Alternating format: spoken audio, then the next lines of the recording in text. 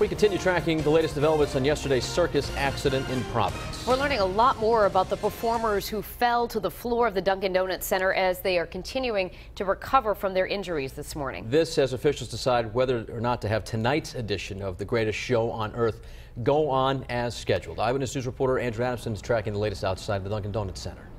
Good morning, Danielle and Patrick. That show this morning is canceled after that horrific accident. You can see behind me, though, that circus crews are still here. The Ringling Brothers trailers off in the background back there. Now, as you can imagine, a pretty traumatizing experience for many, both working for the show and parents and children watching on. I spoke with some of those families just after the events occurred to find out more.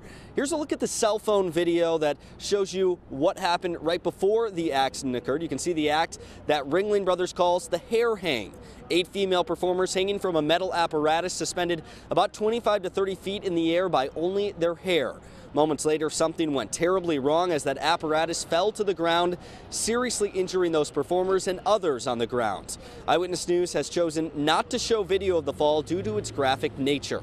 Ambulances on scene responded immediately and 11 victims were rushed to Rhode Island Hospital.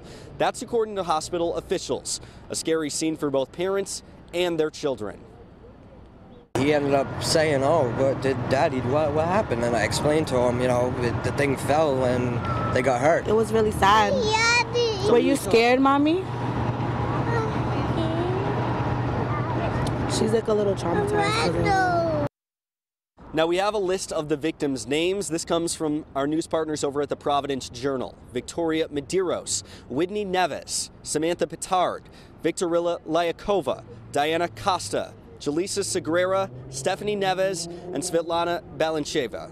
That matches the names of the performers given out by the Ringling Brothers website. They say that some of these performers come from the United States, Bulgaria, Ukraine, and Brazil. Coming up in our next half hour, we are going to hear from the GM of the Dunkin' Donuts Center. He describes this circus as being part of a family. We are going to hear from him coming up soon. For now, though, live at the Providence Mobile Newsroom, Andrew Adamson, Eyewitness News.